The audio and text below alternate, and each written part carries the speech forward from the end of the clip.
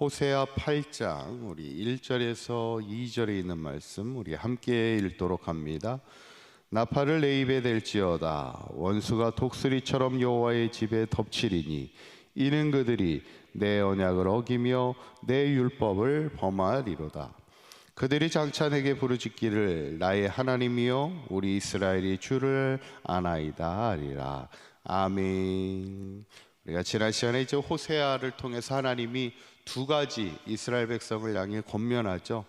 우리가 여호와께로 돌아가자, 그리고 우리가 여호와를 힘써 알자, 이렇게 말씀합니다. 그러면 하나님은 우리에게 새벽빛같이 또 땅을 적시는 늦은 비와 같이 임하게 하신다 말씀하시는데, 저는 바라기는 우리 사강교회 모든 성도님들이 우리가 있어야 할 믿음의 자리를 잘 지키고 더욱더 우리의 삶이 하나님을 체험하는, 그 하나님을 알아가는 삶을 통해 하나님이 주시는 소망과 은혜를 누리는 그런 복된 삶이 될 수 있기를 간절히 축원합니다. 이제 오늘 본문은 하나님이 호세아 선지자를 통해서 북이스라엘의 우상 숭배에 대한 책망의 말씀을 주세요. 북이스라엘의 가장 큰 문제는, 큰 죄악은 바로 우상을 섬기고 있었다는 건데, 이렇게 말씀합니다. 5절에 있는 말씀 한번 읽어봅니다. 시작. 사마리아여 내 송아지는 버려졌느니라. 내 진노가 무리를 향하여 타오르나니 그들이 어느 때에야 무지하겠느냐. 아멘. 지금 북이스라엘을 하나님이 뭐라고 부르냐면 사마리아여 그래요. 사마리아는 북이스라엘의 수도입니다. 그래서 북이스라엘을 사마리아여, 뭐가 버려졌다고요? 내 송아지는 버려졌느니라 그래요. 송아지가 뭘까?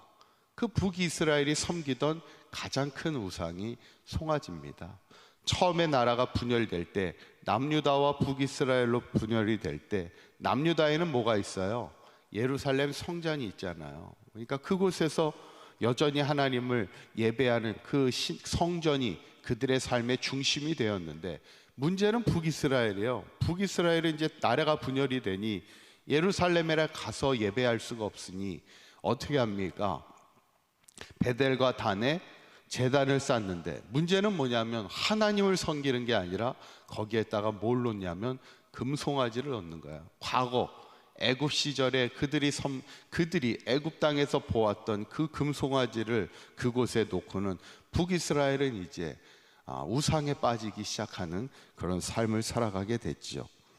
여러분, 참 우리가 안타까운 게 뭐냐면, 이렇게 전도를 하다 아니면 이렇게 사람들을 만나서 이야기를 하다 보면 아예 처음 한 번도 교회를 안 나온 분들도 있으면, 그런 분들도 참 안타깝지만요, 과거에 열심히 신앙생활을 하다가, 예전에 신앙생활을 잘 하다가 지금은 세상에 빠져가지고 신앙을 생활을 하지 않는 그런 분들을 보면, 그런 분들이 사실은 더 안타까울 때가 더 많이 있습니다. 사실 북이스라엘도 하나님께서 가나안 땅에, 약속의 땅에 와서 지파를 나눠 하나님의 땅을 정복하고 그들이 하나님의 나라를 세워가는 귀한 사람들이었는데, 그들은 이제 하나님을 섬기는 게 아니라 우상을 섬기는 백성이 되었으니 그것이 얼마나 하나님 보시기에 안타깝겠습니까? 근데 더 문제는 뭐냐면, 하나님을 떠난 불신앙에 빠진 이스라엘 백성을 향한 하나님의 심판이 있다는 거예요. 어떤 심판이 있을까? 첫째는 원수가 덮치리니 말씀하고 있습니다. 1절에 있는 말씀 한번 읽어봅니다. 시작. 나팔을 내 입에 댈지어다. 원수가 독수리처럼 여호와의 집에 덮치리니 이는 그들이 내 언약을 어기며 내 율법을 범하리로다. 아멘. 원수가 뭐처럼 덮친다고요? 독수리처럼 덮친다 그래요. 이스라엘이 살고 있는 그 광야 땅에는 독수리들이 있습니다. 이 독수리들이 어때요?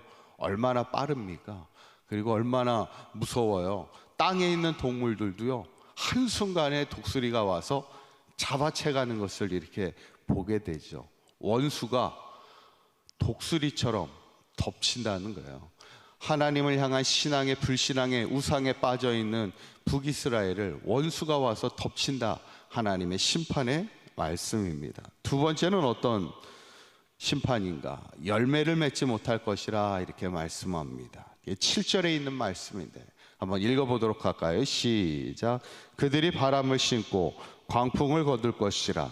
심은 것이 줄기가 없으며 이삭은 열매를 맺지 못할 것이요 혹시 맺을지라도 이방 사람이 삼키리라. 아멘. 얼마 전에도 어떤 교우분이 사과 농사를 짓다가 요즘에 이 탄저병이 도는 바람에 사과 열매가 그냥 바닥에 다 떨어져 가지고 하나도 출하하지 못해서 속상해 하시는 그런 이야기를 듣게 되는데, 여러분, 우리가 수고하는 대로 그 수고의 열매를 먹을 수 있는 것도 그것이 하나님의 은혜라는 것을 우리가 잊지 말아야 돼요.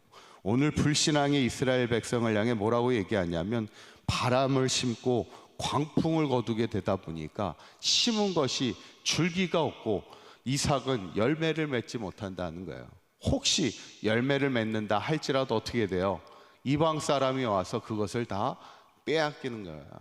그러니까 결국 우리의 삶이 어떻다는 거예요? 빈곤과 궁핍에 빠질 수밖에 없는, 열매 맺지 못하는 인생을 살아갈 수밖에 없는 게 지금 북이스라엘, 불신앙에 빠진 북이스라엘의 모습이고, 마지막 세 번째는 뭐냐면 즐겨 쓰지 아니하는 그릇 같게 된다는 거예요. 그게 8절에 있는 말씀입니다. 한번 읽어봅니다. 시작. 이스라엘은 이미 삼켜졌은즉 이제 여러 나라 가운데 있는 것이 즐겨 쓰지 아니하는 그릇 같도다. 아멘. 즐겨 쓰지 아니하는 뭐 같다고요? 그릇 같다는 거예요. 즐겨 쓰지 않는 그릇이 뭐라는 거예요? 별로 쓸모없는 존재라는 겁니다. 여러분, 우리의 인생이 하나님이 즐겨 쓰시는 그릇이 돼야지 하나님이 즐겨 쓰지 아니하는 그릇이 되어서는 되겠습니까? 이 모든 문제의 근원이 뭐예요? 북이스라엘이 지금 우상에 빠져, 세상에 빠져 하나님을 떠난 인생을 살아갈 때 이런 하나님의 심판이 있음을 말씀하고 있는데, 저는 오늘 이 말씀을 보면서 바라기는 우리의 삶이 세상에 빠져 하나님을 떠난 인생이 되어서 원수가 덮치고 열매 맺지 못하고 즐겨 쓰지 아니하는 그릇 같은 인생이 아니라 항상 하나님이 우리를 지켜주시고 원수의 손에서 우리를 지켜주시고 우리가 수고하는 대로 풍성한 열매를 맺는 인생이 되며, 무엇보다도 하나님 앞에 즐겨 쓰이는 그런 그릇과 같은 그런 귀한 존귀한 인생을 살아갈 수 있는 저와 여러분들의 삶이 되시기를 주님의 이름으로 간절히 축원합니다. 기도하겠습니다.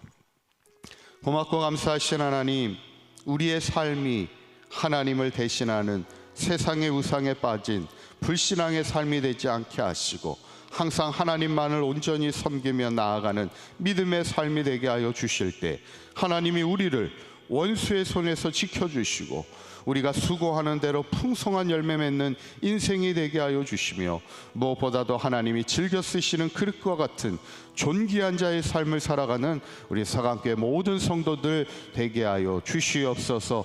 오늘 하루 명절, 추석 명절을 맞이하여 우리 사랑하는 사강교회 모든 성도들의 가정마다 하나님의 은혜와 평강이 충만하게 하시고, 무엇보다도 세상에 빠져 살아가는 가족들 없게 인과기도 되어 하나님을 향한 믿음으로 온전히 하나 되어 승리하는 우리 사강교회 모든 성도들의 가정들 될 수 있도록 축복하여 주시옵소서.